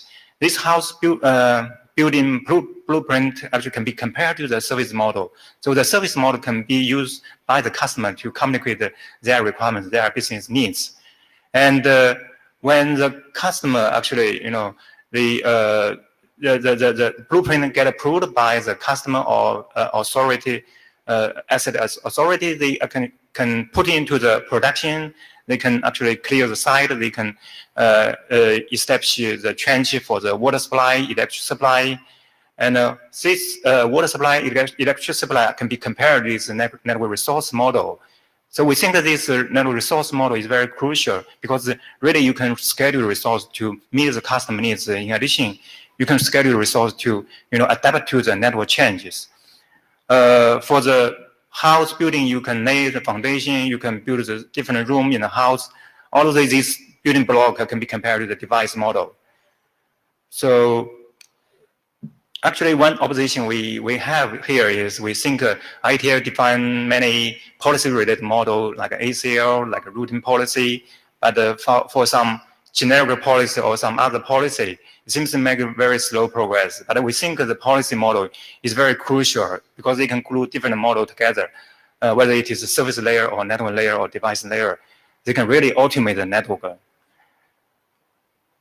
So here is the status update of the IETF Netcom young work. Actually, thanks for the design team set up by the different protocol working group, young doctor team, and young catalog team, and young coordination team. And we already make a good progress. Right now, we have rough statistics, maybe subject to change. We have more than 50 OPSAWG get published. We have more than 80 working group jobs get working in progress. We still have another maybe 80 individual jobs actually that need to be proceeded. And we also see actually for management plan protocol like Netcom, RESTConf, Young Push, and MDA, recently also make a very good progress. So this actually benefit from open source community, like open config. They have a lot of input. Their innovation actually really inspire IETF to try to standardize this kind of work. So we think that this should be synergies and should continue to do. Also, we see IETF already have some good collaboration with other SDO like 3GPP, BBF, RCHB, MEF on many different layer models. Maybe there's still some problem between the SDO, but we think we should encourage more coordination between the SDO to align with each other rather than we build a different silo that will make mess. So this is the overview IETF defined model. We have service layer model. We have network model. We call the network resource model. This actually is a common building block. You can, for example, network topology model or network tunnel model. You can leverage IETF defined mechanism like a scale amount actually to compose this model to help to automate the network management. So it's very crucial.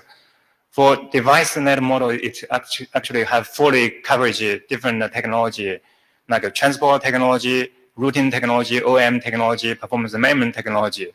So here we also have some observation actually to deliver some service. Actually, you really need to standardize like a BGP model, VPN model. The VPN model, I mean here actually is network element, the VPN model. But we think actually for some reason process issue or human resource issue actually they make a very slow progress. So that actually make a get a risk to really how to for operator they build their project based on use cases. Actually for some model is not ready. Actually that's a big issue. So we really hope actually IETF defined model could be the use case driven, and we can keep track of this IETF defined model maturity. Actually, I think Young Catalog is a very good tools actually. And right now we here also make a very good progress. Young Catalog has already migrated to the IETF repository for maintenance. So this could be a very powerful tool, but I think that is not enough. Here actually I want to compare the difference between the traditional service delivery and the model-driven service delivery. For the traditional service delivery, the big problem is actually the OSS/BS actually, they couple the service definition with how the service is realized. That actually causes you may build a lot of OSS/BSS application, build a lot of silo over years. Actually, they lack standard interface to communicate between the customer and operator. Actually, this actually lack a good service agility. Also, for some protocol operation, the create, delete, or modify, this process will repeat in many various different process. So to address this, we can introduce a model-driven approach. Actually, to address it, we can define a standard interface, standard model. We can use the service model to describe the service requirements. So my idea for the model-driven approach, you really need to decouple the service definition from how service is realized. So the management system can be split into two systems. One is we call the service activation provision system. The second is service enforcement system. That will allow you to do the more service innovation. You introduce a new service, but the service enforcement system doesn't need to be changed. It doesn't need to be upgraded. You just need to actually upgrade the service activation provision system. So that will help to drive more service innovation to support the service agility. So what is the management automation? So we can actually introduce a two-layer management automation. We have service layer management automation. Actually, we can use like a L3 VPN service model. We call the top-down service delivery model to describe the customer needs, the service requirements to get a network set up. But this is not enough. In some cases, you also need to provide a service assurance, service monitoring. So what you can do actually to leverage young push notification, the telemetry mechanism to actually, report the network performance information to the customer operator. So one way you should do actually to bind the service with the network topology or tunnel, and you can report the tunnel performance or network topology performance or VPN performance to the customer or to the operator. They can manipulate this kind of performance data. They can re-optimize the network. So you really can build the closed loop service management. So for the network management is very similar. Actually, you can also leverage the YAM push notification. You can subscribe the data you are interested in and allow the device to distribute the data in real time or continuously, actually. And also, we really want to have the like a policy engine. They can use like a network policy model. Actually, they can glue the telemetry data with the provision data. So you also can build the closed loop management automation. So we have the service management automation. We also have network management automation. So we really need to hook them together. So how to hook them together? We can introduce this service mapping. In RP service scenario, actually, we can map the service requirements defined in the VPN into the BGP configuration parameter, MPLS parameter that can enable the that can configure P enable the BGP or ACL queues. And also we have some other scenario. We have T scenario. You really want to provide the traffic engineer support. You can map actually we call the virtual network service parameter into the T tunnel parameter or T topology parameter we list here.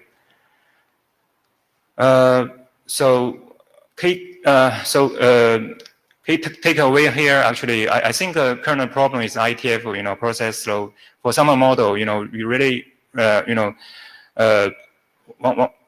we need to pay more attention to some of the model, like a BGP model or policy-related model or queues-related model. I think it's crucial to have to deliver the VPN-related service.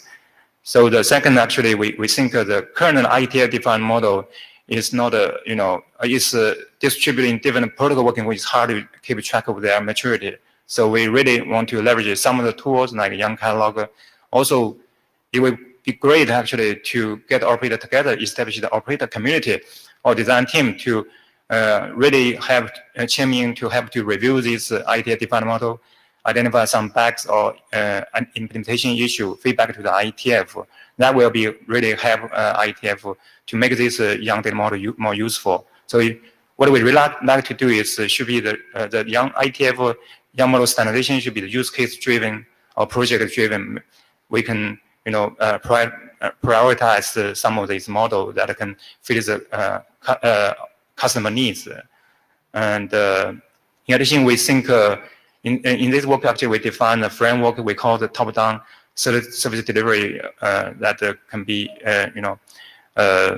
leverages the model defined in the IETF. Actually, we can provide a reference framework for operator, for developer or implementer to see how to implement IETF-defined model. So last, we want to call for operator to help deploy this model, implement this model, and that's what I want to discuss here.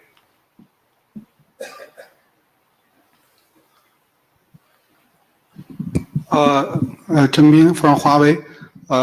In fact, I still remember, I forget, but 2 or 3 years ago, I talked about this, when Ignor's talk about this, the progress of this, the YAM model in IETF. So that time I proposed several the proposal. I think this the presentation to some extent is aligned with this the proposal.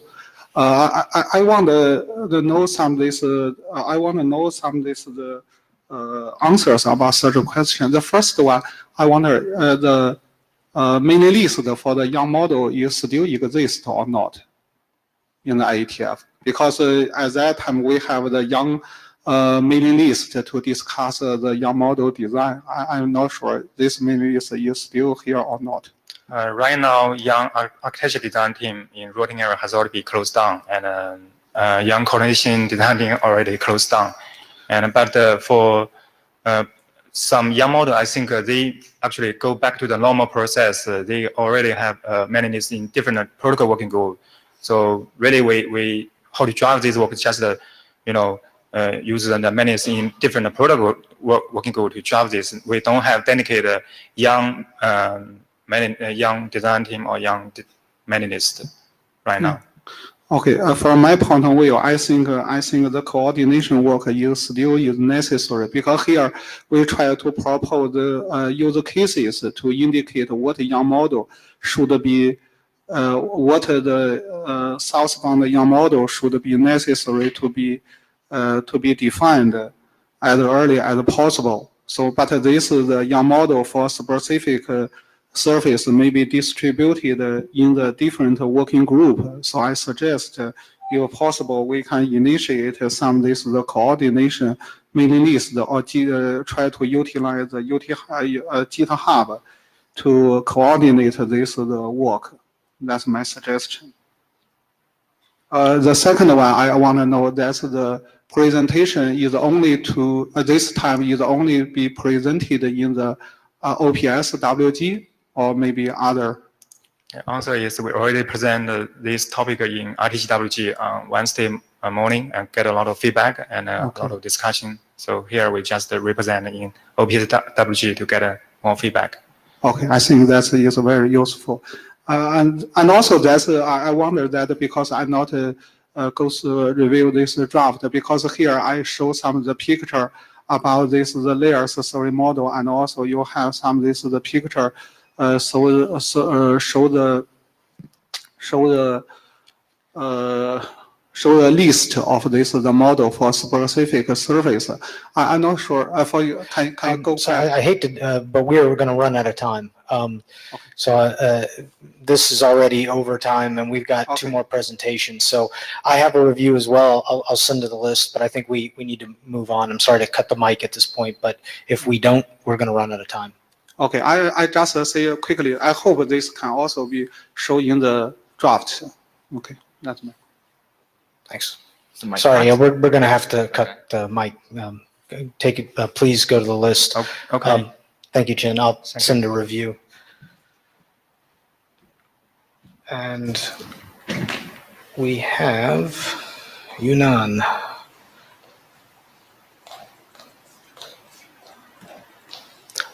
This is technically our last Ops AWG presentation. We have Sean Turner after this that was brought in by Warren for Ops area, but that'll kind of just roll into this, I think. 10 minutes, please. Hi everyone, this is Yunnan Gu from Huawei. So today I'm going to discuss the draft that identifies use cases for control plane telemetry.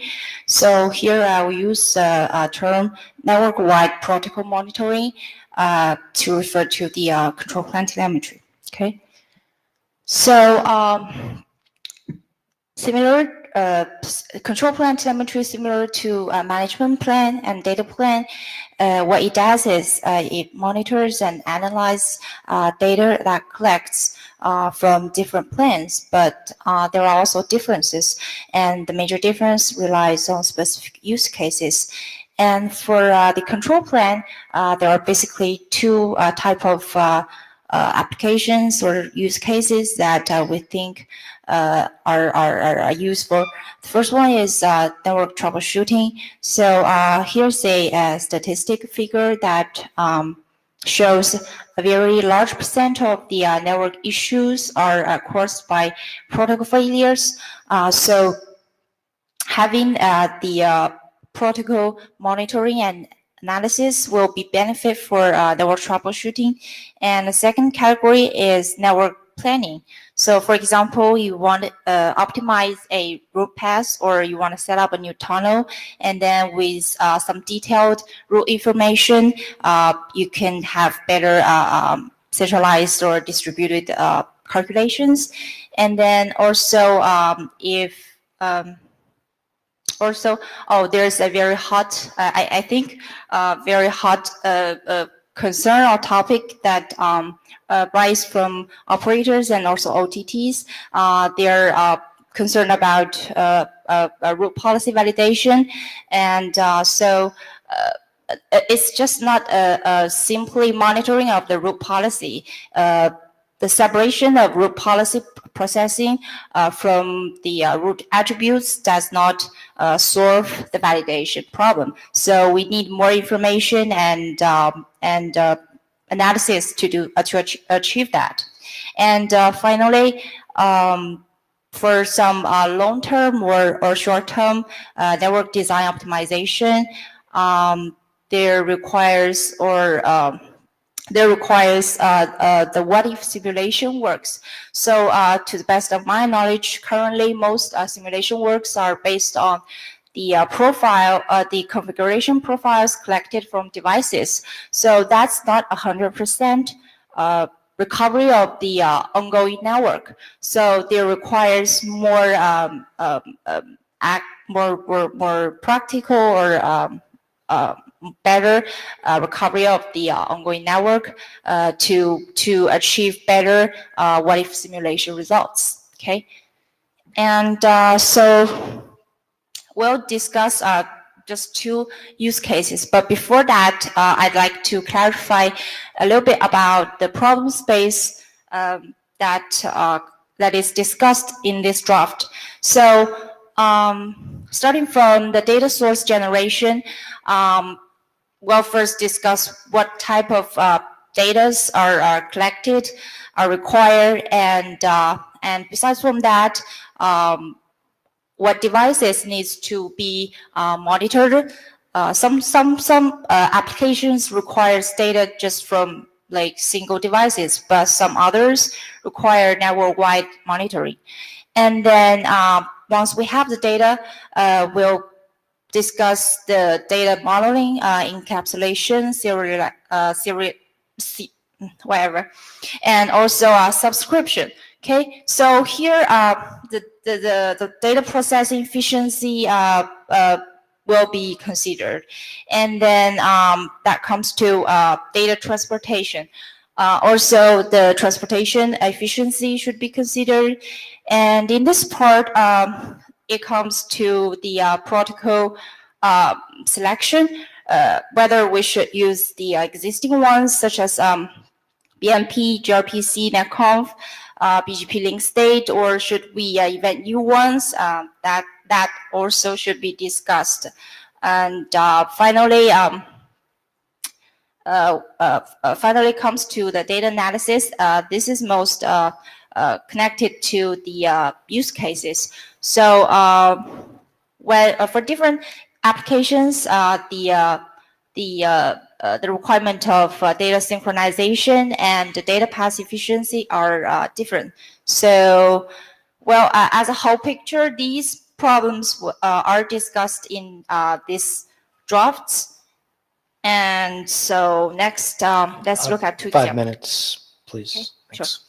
The first one is the LSDB synchronization failure. In some cases, the two devices fail to synchronize their LSDB. It could be caused by the LSP authentication error or the large size, excessive size of LSP. And sometimes within your devices, you have the logs or diagnosed results that can be exported to the network manager or the controller. But in cases such as when you have a software or a hardware box, the device itself, it does not diagnose such things. So at this time, you will need to do the comparison between the local LSDB and also the received and I think it's received and sent LSPs to localize where exactly the issue lies and then do further analysis. Okay. So the second use case here is the root policy validation.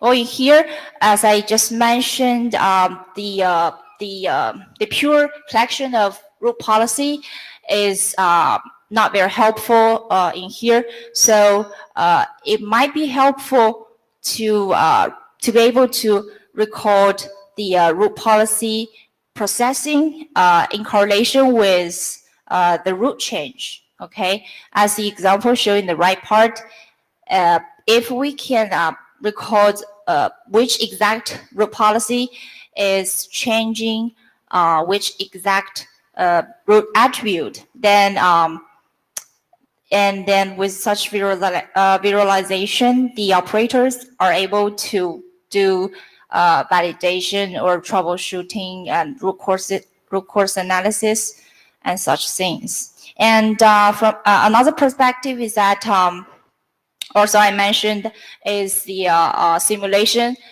tool.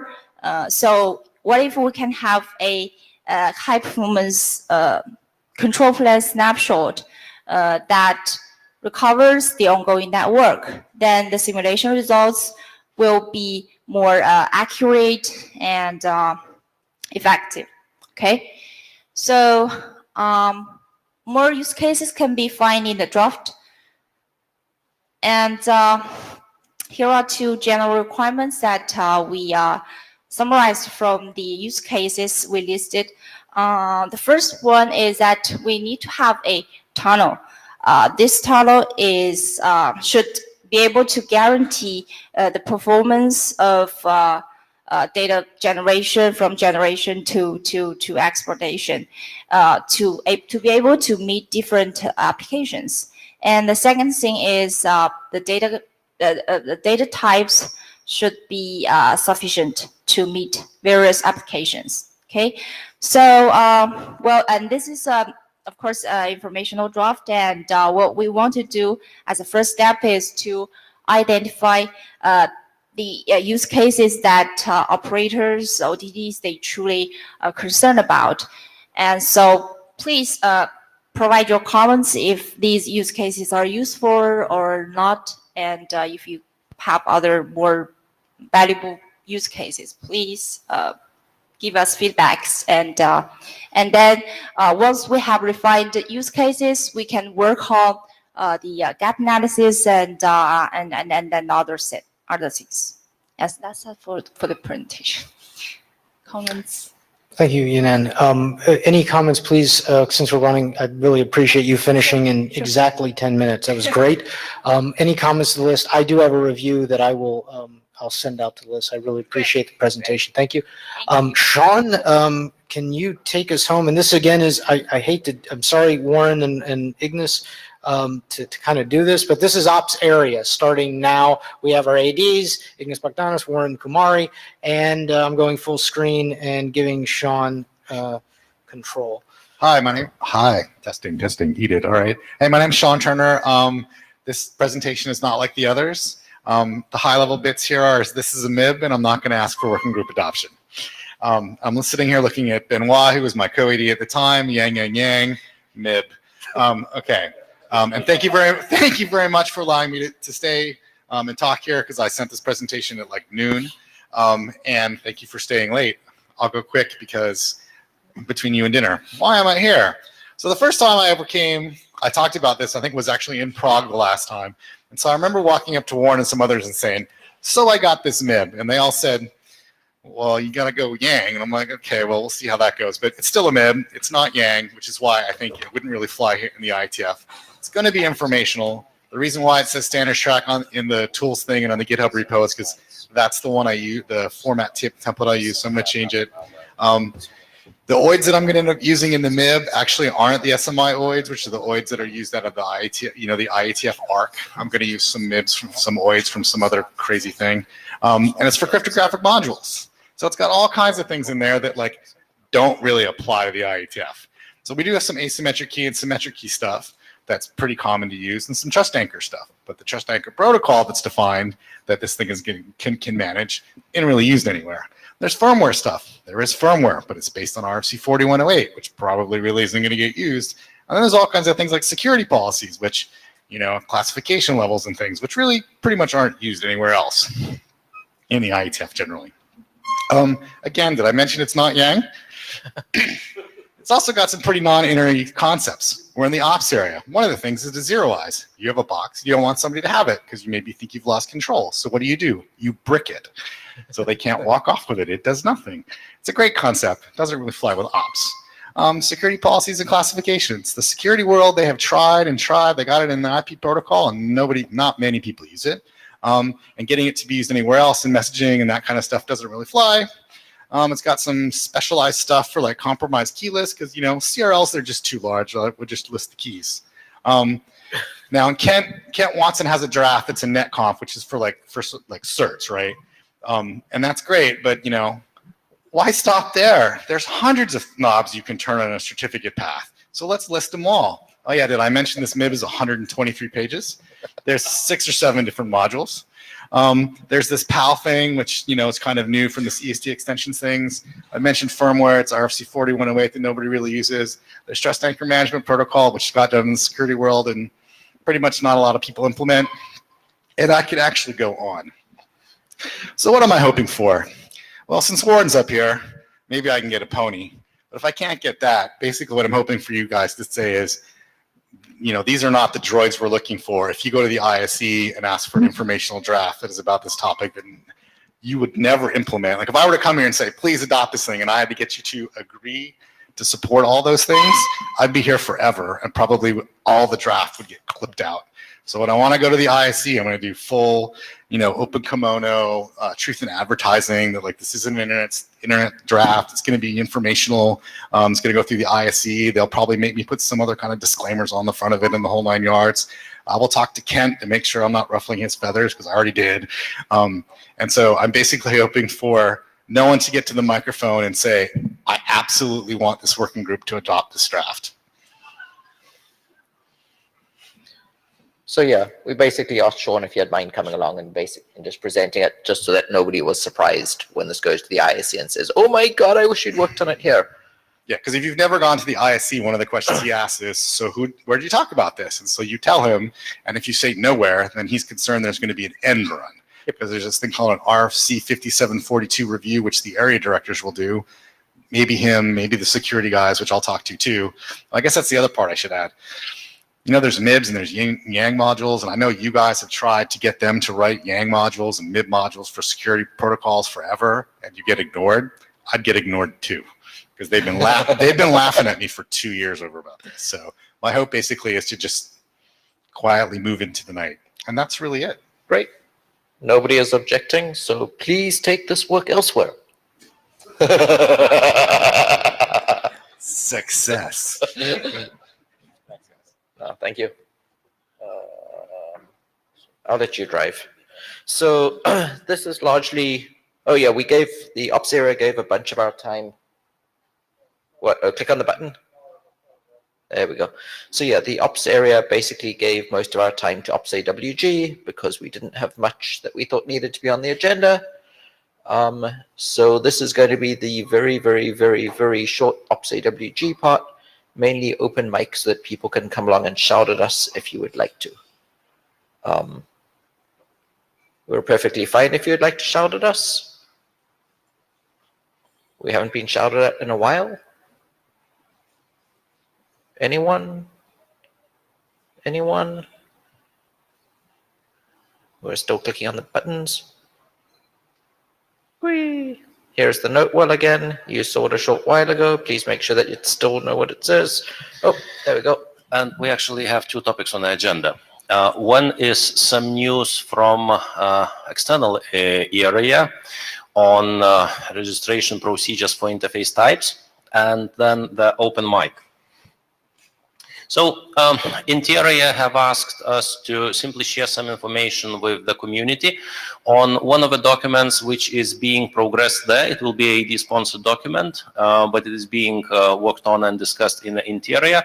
It's about the procedure of and process how to request the interface type. If you're working on a new fancy tunneling mechanism which you think it deserves a new name for the tunnel interface, this is where you need to look at.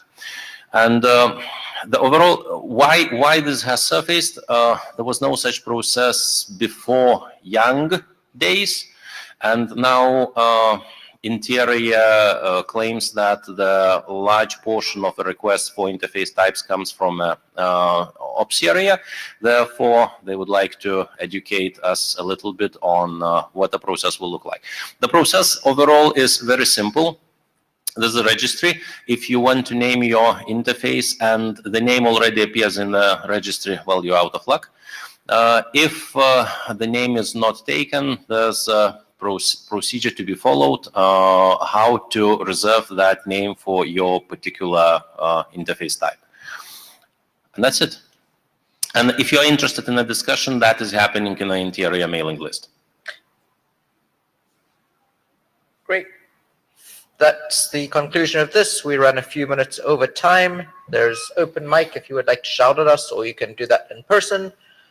Please sign the blue sheets. Do not forget to sign the blue sheets. Who has not signed the blue sheets? Okay then. Thank you, everybody. And I'm glad that we had a full OPSAWG part. And I'm okay with the fact that OPS area was short. See you all in Montreal. Yep, thank you.